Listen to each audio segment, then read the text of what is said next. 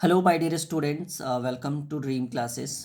और एक बार फिर से हम लोग शुरू कर रहे हैं क्लास 12 फिजिक्स के इम्पोर्टेंट ऑब्जेक्टिव क्वेश्चंस का। और जैसा कि अभी चल रहा है इलेक्ट्रोस्टैटिक्स स्थिरवैद्युतिकी, और ये पार्ट 2 है जिसमें हम आपको क्वेश्चन नंबर 11 से करवाएंगे। एज लाइक टेस्ट भी आप समझिएगा। तो मैं क्वेश्चंस पढ़ूंगा, 4 विकल्प आपके स्क्रीन पे रखा हुआ है, आप इसका आंसर दीजिएगा, फिर लास्ट में मैं बताऊंगा कि कौन सा आंसर सही है। ठीक है। तो बहुत इंपॉर्टेंट क्लास आज, इसको मानकर चलिएगा। लाइक शेयर और बिल्कुल चैनल पे नए हैं तो सब्सक्राइब कर दीजिएगा। सब्सक्राइब करने से क्या होगा, जब भी हम कोई वीडियो आपके लिए लेकर आएंगे तो उसका नोटिफिकेशन आपको मिल जाएगा। चलिए शुरू करें। बिल्कुल लाइक अभी से ही कर दीजिए। बिल्कुल अगर आपको ये क्लास बहुत इंपॉर्टेंट होने वाली है, क्लास आपके लिए। क्वेश्चन नंबर 11 से शुरुआत करते हैं। क्वेश्चन नंबर 11 कह रहा है, बहुत इंपॉर्टेंट क्वेश्चन है कि किसी अचालक, आपने चालक अचालक ये सब के बारे में अच्छे से पढ़ा दिया मैंने आपको। तो सवाल जो है कि किसी अचालक पदार्थ के गोले को आवेश देने पर वह वितरित होता है। जब हम किसी अचालक पदार्थ के गोले को अगर हम चार्ज कर दे, आवेश दे दें, तो वो कहाँ कहाँ वितरित होगा, इस क्वेश्चन में पूछा गया। बहुत अच्छा सवाल है कि किसी अचालक पदार्थ के गोले को अगर हम आवेश देते हैं तो वह वितरित होता है। पहला ऑप्शन दिया हुआ है स्क्रीन पे कि सरफेस पे ही वितरित हो जाएगा, सतह पे। दूसरा कहा गया नहीं, सतह के अलावा अंदर भी वितरित हो सकता है। तीसरा ऑप्शन हमने रखा है कि केवल भीतर, मतलब सतह के बिल्कुल अंदर होगा, बाहर तो बिल्कुल नहीं होगा। और चौथा हमने रखा है नन। ठीक है। तो ये आपको बताना है, जल्दी से बताइए। 4 विकल्प आपके स्क्रीन पे दिखा हुआ है।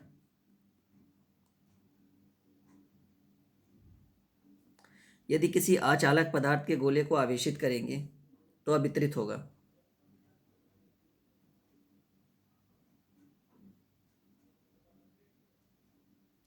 जल्दी बताइएगा। चलिए, तो सभी बच्चों का आंसर आ रहा है। बहुत सारे बच्चे बी के ऊपर थोड़ा फोकस कर रहे हैं क्योंकि ये कंफ्यूजन वाला थोड़ा सा आंसर है। नहीं, जल्दी से बताइएगा। किसी अचालक पदार्थ के गोले को आवेश देने पर वह वितरित होगा कहाँ कहाँ। देखिए, ये तो बिल्कुल नहीं होगा क्योंकि सतह पर सिर्फ चालक का होता है। सतह के अलावा अंदर, इस पे थोड़ा सा कंफ्यूजन बना है। केवल अंदर ये भी नहीं होगा। और नन ऑफ दीज, तो देखिए इसका जो आंसर हम मारेंगे वो हम नन ऑफ दीज है। लेकिन बहुत सारे बच्चे बोल रहे हैं कि सर अचालक को तो आवेश देंगे तो वह सतह पर भी वितरित होगा एक समान रूप से सतह के अंदर। लेकिन नहीं, इस चीज़ को आप याद रखिए कि अगर हम किसी अचालक पदार्थ को आवेश देते हैं ना, तो हम जिस एरिया में आवेश देंगे वह वहीं पर वितरित हो जाएगा। मतलब जरूरी नहीं है कि सतह के अलावा अंदर भी हो, बाहर भी हो सकता है। और जहां जहां हम आवेश देंगे, हमने पढ़ाया था आपको, वो वहां वहां वितरित होगा। तो यानी जो जो बी नंबर, ये जो आंसर है ना, ये थोड़ा पूर्ण रूप से सेटिस्फाइड नहीं कर रहा है। ये दोनों तो बिल्कुल नहीं कर रहा है, ये भी नहीं कर रहा है कि सतह के अलावा सिर्फ अंदर ही होगा। अंदर बाहर जहां हम आवेश देंगे ना अचालक पदार्थ को, वो वहां वितरित होगा। तो देन करेक्ट आंसर हमारा नन ऑफ दीज हो जाएगा। थोड़ा सा दिक्कत लग रहा है, कंफ्यूजन है, बट आंसर हमारा ये होगा, नन ऑफ दीज। चलो, क्लियर है। 12 नंबर क्वेश्चन, क्वेश्चन नंबर 12, कि विद्युत क्षेत्र ई और विभव, जिसे हम वी से डिनोट करते हैं, विभव के बीच रिलेशन आपको बताना है, संबंध क्या है। ऑप्शन है पहला, ई बराबर minus D V by D X, E बराबर D V by D X, V बराबर D E by D X, और वी बराबर minus D E by D X. जल्दी से बताइएगा क्या आंसर होगा।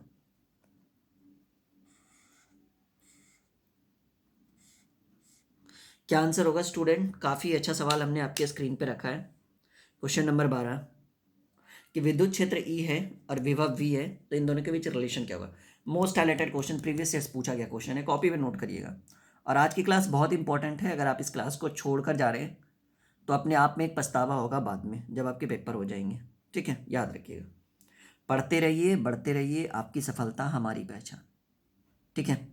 हरिवंश राय बच्चन ने भी कहा है कि लहरों से डरकर नौका पार नहीं होती, और कोशिश करने वालों की कभी हार नहीं होती, और बिना कुछ किए जय जयकार नहीं होती। चल, बहुत अच्छा।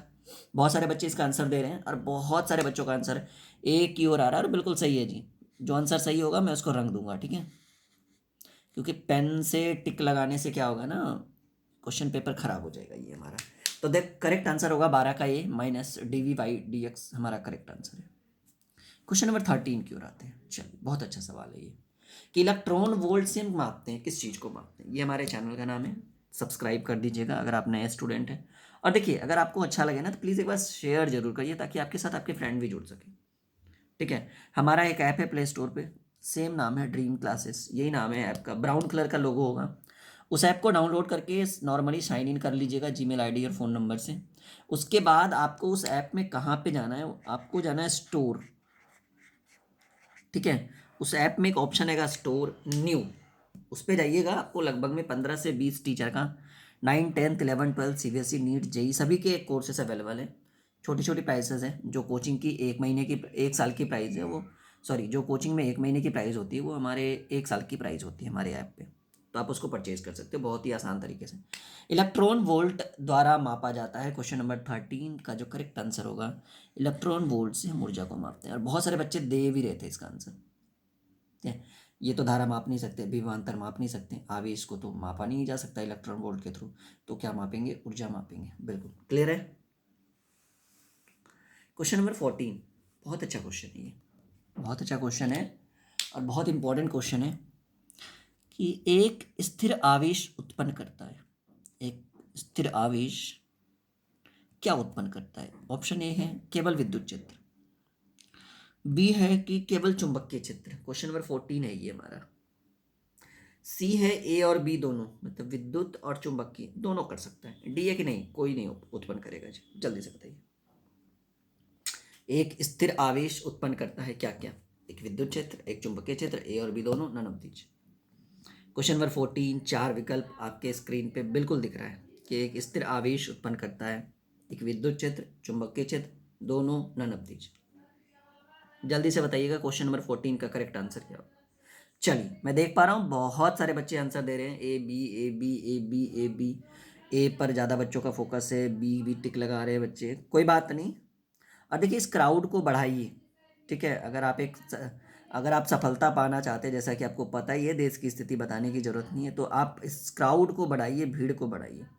तो जो करेक्ट आंसर होगा कि एक स्थिर आवेश उत्पन्न करता है, वो हमारा होगा 14 का ए, केवल विद्युत क्षेत्र। नोट कर लीजिएगा कॉपी में कि एक स्थिर आवेश उत्पन्न करता है केवल विद्युत क्षेत्र। हो गया। ये थोड़ा सा हार्ड है, न्यूमेरिकल्स में हम इसको पढ़ाएंगे अच्छे से कि 9 × 10⁻15 मीटर त्रिज्या के नाभिक, जिसमें जेड की वैल्यू 50 है, के सतह पर विद्युत विभव कितना वोल्ट होगा। एक 80 वोल्ट है, एक 8 × 10⁻6 वोल्ट है, एक 9 वोल्ट है, एक 9 × 10⁻5 वोल्ट है। क्वेश्चन नंबर 15, 4 विकल्प आपके स्क्रीन पे दिख रहा है, चयन करना है कि कौन सा आंसर आपके लिए सही है, ठीक है।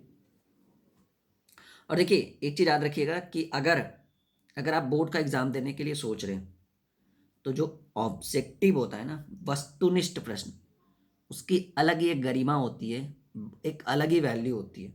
आप उस वैल्यू को बिल्कुल इग्नोर ना करें, ठीक है। और जो हमारा कोर्स है ड्रीम क्लासेस का लर्निंग है, वहाँ पे 100 मार्क्स हिंदी और 100 मार्क्स इंग्लिश प्लस ग्रामर, व्याकरण और ग्रामर दोनों ऐड रहेगा। उसका भी कोर्स लॉन्च हो चुका है, काफ़ी फेमस टीचर है आर के रुद्र सर, उनके थ्रू लॉन्च हुआ है। 100 marks English, 100 marks Hindi. Point to be noted, मैं बोल क्या रहा हूँ, इसकी बहुत डिमांड थी, बच्चे बहुत बार बोल रहे थे कि सर हिंदी और इंग्लिश का कोर्स लेकर आइए, ड्रीम क्लासेस का लर्निंग ऐप पे आ चुका है कोर्स। प्राइस की बात करें तो मैंने बोला कि जो कोचिंग की 1 महीने की प्राइस है, वो हमारे कोर्स की 1 साल की प्राइस है।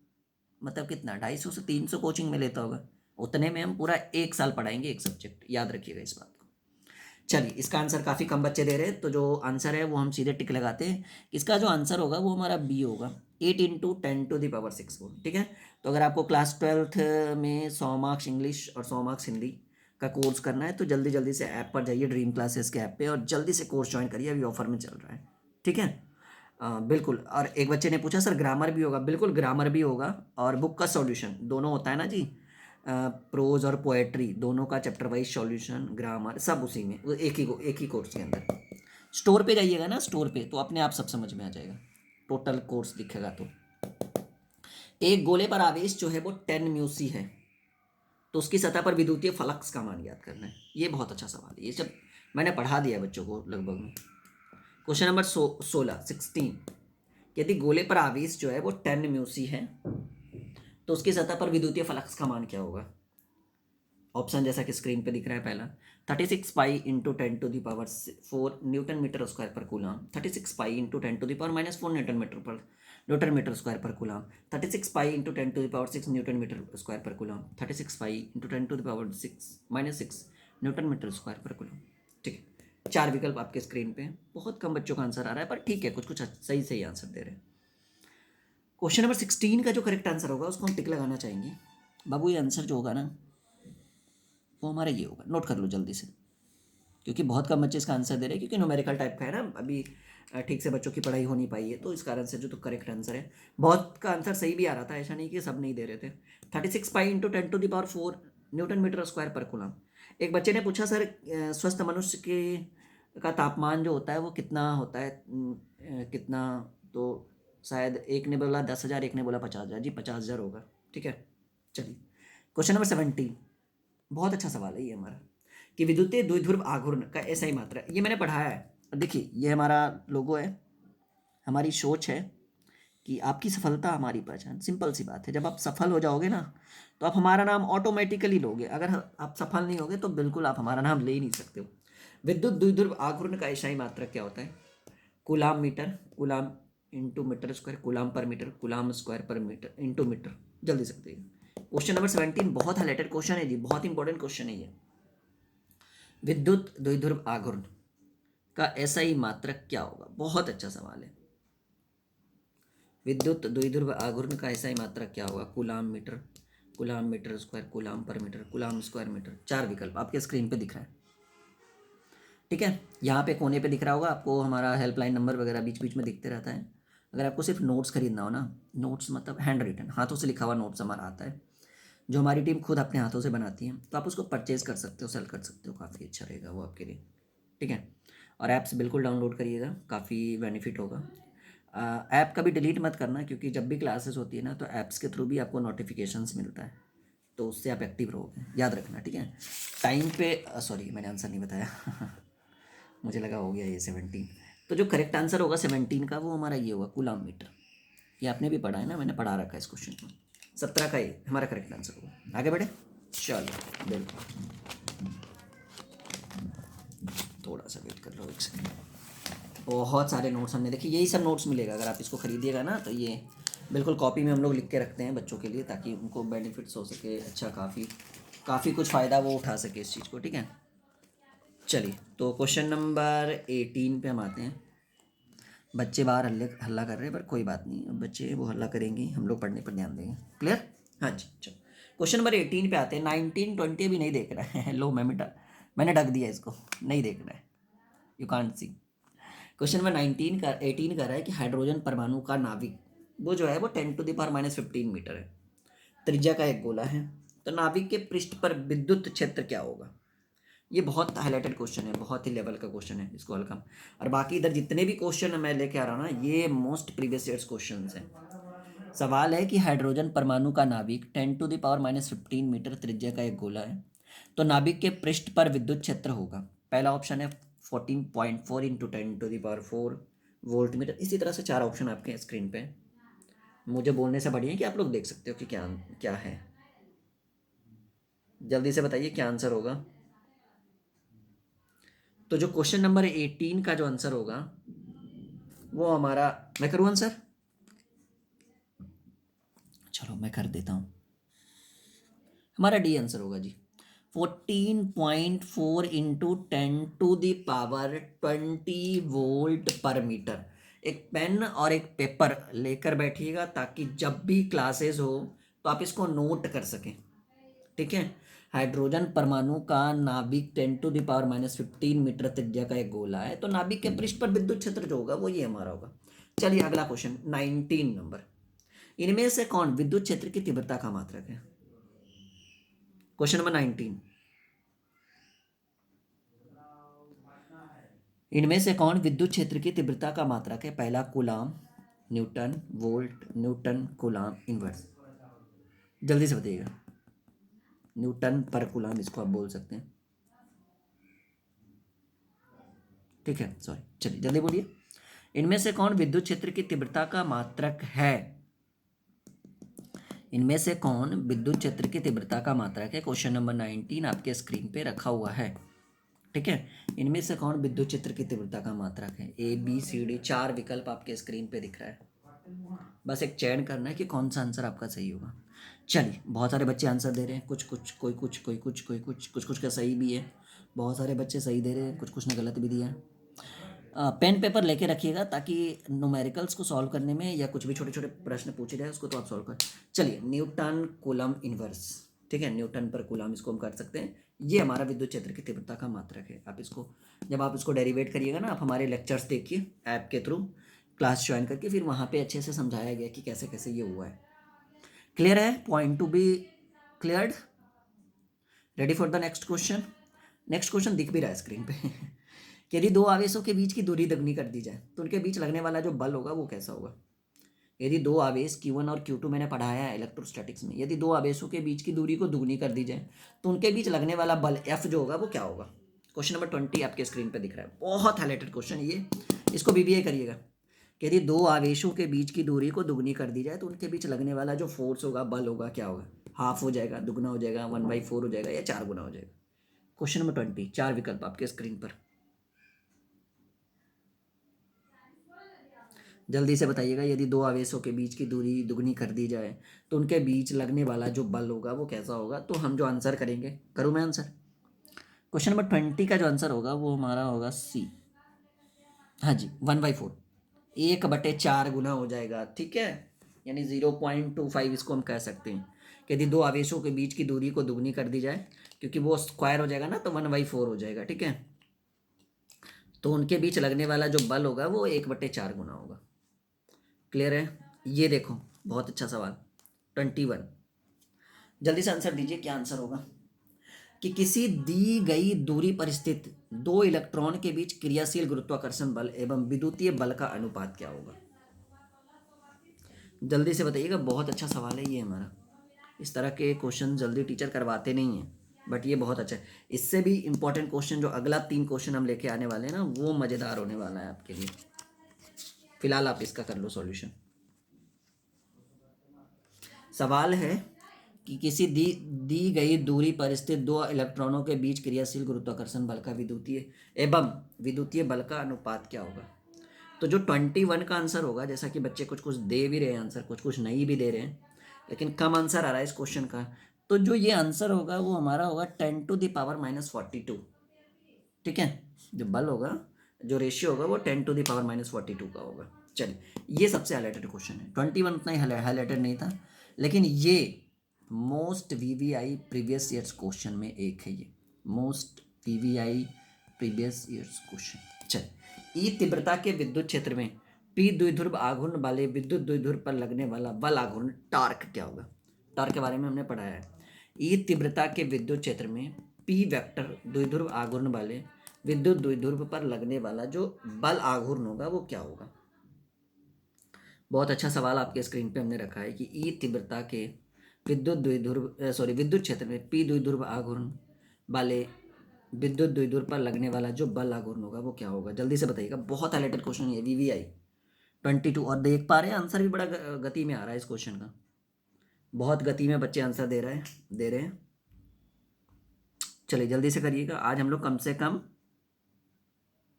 25+ क्वेश्चंस करेंगे सॉल्व आज, ठीक है। ई तीव्रता के विद्युत क्षेत्र में P द्विध्रुव आघूर्ण वाले विद्युत द्विध्रुव पर लगने वाला जो बल आघूर्ण होगा वो हमारा होगा 22 का A, P vector into E vector, इसको P.E कह सकते हैं, ठीक है। क्लियर, कॉन्सेप्ट क्लियर है यहाँ तक। चलिए, नाउ 23 पर हम लोग आ जाते हैं। 23 जो क्वेश्चन है ये बहुत हाईलाइटेड क्वेश्चन था, ये हमारा नोट करिए इसको अपनी कॉपी में। वैसे तो मैं जितना भी क्वेश्चन करवा रहा हूँ ना, सबको नोट करना है अपनी कॉपी में। क्वेश्चन नंबर 23 की किसी विद्युत द्विध्रुव के अक्ष से r दूरी पर विद्युत क्षेत्र की तीव्रता होती है। बहुत अच्छा सवाल है, ये हमने आपके स्क्रीन पर रखा है। किसी विद्युत द्विध्रुव के अक्ष से r दूरी पर विद्युत क्षेत्र की तीव्रता कितनी होती है। क्वेश्चन नंबर 23 बहुत अच्छा क्वेश्चन है ये, आपके लिए पेपर में पूछ सकता है ये तो बिल्कुल पूछेगा, इसमें कोई डाउट ही नहीं है। 22 वाला, ये 23 भी इंपॉर्टेंट है। सवाल का आंसर दीजिए कि किसी विद्युत द्विध्रुव के अक्ष से r दूरी पर विद्युत क्षेत्र की तीव्रता होती है। चलिए, इसका जो आंसर होगा, करेक्ट आंसर देना है। कुछ कुछ आंसर आ रहा है सही सही, ऐसा नहीं कि आंसर नहीं दे रहे हैं स्टूडेंट। किसी विद्युत द्विध्रुव के अक्ष से r दूरी पर विद्युत क्षेत्र की तीव्रता E समानुपात सॉरी व्युत्क्रमानुपात, समानुपात 1/r क्यू, यानी E/r क्यू के व्युत्क्रमानुपाती होगा, आप ऐसे भी कह सकते हैं, E प्रोपोर्शनल 1/r क्यू समानुपात। तो जो 23 का जो आंसर होगा वो डी हमारा करेक्ट है। देखिए बहुत सारे क्वेश्चन जितने भी है ना सारे इंपॉर्टेंट है, आप बिल्कुल इस चीज़ को इग्नोर मत करना अभी कभी। 24 पर अगर हम आते हैं, किसी आवेशित खोखले गोलाकार चालक के भीतर विद्युतीय तीव्रता का मान कितना होता है? इप्सिलॉन नोट सिग्मा, सिग्मा बटे epsilon note 0, epsilon note by 2। जल्दी से बताइएगा। ABCD क्वेश्चन नंबर 24, 4 विकल्प स्क्रीन पे है। किसी आवेशित खोखले गोलाकार चालक के भीतर विद्युतीय तीव्रता का मान क्या होगा? आपको पता है कि अगर कोई खोखला आवेशित गोलाकार चालक हो तो चालक के भीतर आवेश जो होता है वो शून्य होता है, तो विद्युतीय तीव्रता क्या होगी? ऑटोमेटिकली शून्य होगी। चलिए क्यों टाइम पास करना हमें। किसी आवेशित खोखले गोलाकार चालक के भीतर विद्युतीय तीव्रता का मान शून्य होगा, पॉइंट क्लियर। आपको भी पता है कि गोलाकार आवेशित चालक है तो उसके अंदर जो होगा वो आवेश शून्य होगा, तो जब आवेश शून्य होगा तो विद्युतीय तीव्रता का मान भी तो शून्य ही होगा ना। तो 24 का जो करेक्ट आंसर हो गया वो हमारा सी हो गया। चलिए 25 पे आते हैं। कूलम्ब बल है कैसा बल? VVI प्रीवियस ईयर्स क्वेश्चन काफी बार पूछा गया। क्वेश्चन नंबर 25, कूलम्ब बल कैसा है? कोई बोलता है केंद्रीय, कोई बोलता है विद्युत, कोई बोलता है दोनों, कोई नन। आप क्या कहना चाहते हो? चलिए, कूलम्ब बल केंद्रीय और विद्युत दोनों कहलाता है जी। ठीक है, तो इस तरह से हमारा 25 क्वेश्चन क्लियर हुआ 2 क्लासेस में। उम्मीद है कि एक छोटा सा स्पेशल क्लास था, छोटा तो नहीं था, काफ़ी 24-25 मिनट से 23-24 मिनट से बच्चों को हम पढ़ा रहे हैं, तो काफ़ी अच्छा रहा होगा। मैं एक बार फिर से बोल देना चाहता हूँ, अगर आपको अच्छा लगे तो नीचे एक बार लाइक का बटन दबाइएगा, हमारा हौसला बढ़ता है। नए हैं चैनल पे, अगर आपने अभी तक चैनल को सब्सक्राइब नहीं किया है, कर दिया है तो फिर दोबारा नहीं करना है। अगर आपने सब्सक्राइब नहीं किया है तो रेड कलर पर लिखे सब्सक्राइब बटन पर क्लिक करके चैनल को सब्सक्राइब करके शेयर का बटन जरूर दबाइएगा, और अपने दोस्तों के साथ फेसबुक, व्हाट्सअप, इंस्टाग्राम पे आप इसको शेयर कर सकते हो। ठीक है, बिल्कुल मिलते हैं अगले क्लास में। उम्मीद है कि ये बिल्कुल समझ में आया होगा आपको। Okay students, bye bye.